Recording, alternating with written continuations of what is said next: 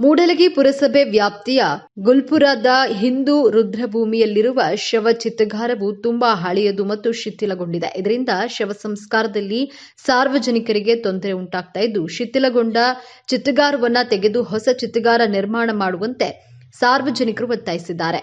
ಈ ಸಂಬಂಧ ಮಂಗಳವಾರ ಗುರ್ಲಾಪುರದ ಶಿವಾಜಿ ಗ್ರಾಮೀಣ ಅಭಿವೃದ್ಧಿ ಸೇವಾ ಸಂಘದ ಪದಾಧಿಕಾರಿಗಳು ಪುರಸಭೆಯ ಮುಖ್ಯಾಧಿಕಾರಿ ತುಕಾರಾಮ್ ಮಾಧರಾರ್ ಅವರನ್ನ ಭೇಟಿ ಮಾಡಿ ಹೊಸ ಚಿತಾಗಾರ ನಿರ್ಮಾಣಕ್ಕೆ ಮನವಿ ಸಲ್ಲಿಸಿದರು.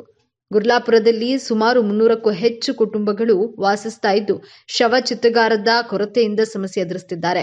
ಮಳೆಗಾಲದಲ್ಲಿ ಒಂದೇ ದಿನ 2 ನಿಧನರಾದರೆ ಶವ ಸಂಸ್ಕಾರದಲ್ಲಿ ತೀವ್ರ ತೊಂದರೆಯಾಗುತ್ತದೆ ಎಂದು ಗ್ರಾಮಸ್ಥರು ತಮ್ಮ ಮನವಿಯನ್ನ ವಿವರಿಸಿದ್ದಾರೆ.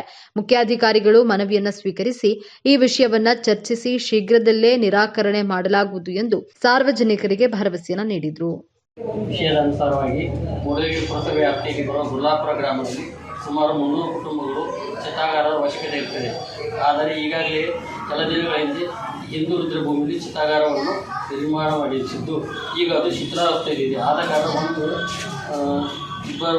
ಒಂದೇ ದಿನ ಇಬ್ಬರು ಮರಣ ಹೊಂದಿದರೆ ಅಂತ್ಯ ಸಂಸ್ಕಾರ ಮಾಡಲು ಮಳೆಗಾಲದಲ್ಲಿ ಬಹಳ ತೊಂದರೆ ಆಗುತ್ತದೆ. ಆದ್ದರಿಂದ ದೇವಗಳ ತಾವು ಈ ಅರ್ಜಿಯನ್ನು ಪರಿಶೀಲಿಸಿ ನಮಗೆ ಹಿಂದೂ ಚಿತಾಗಾರ ನಿರ್ಮಾಣ ಮಾಡಿಕೊಳ್ಳುವುದು ತಮ್ಮಲ್ಲಿ ಕೇಳಿಕೊಳ್ಳುವುದು.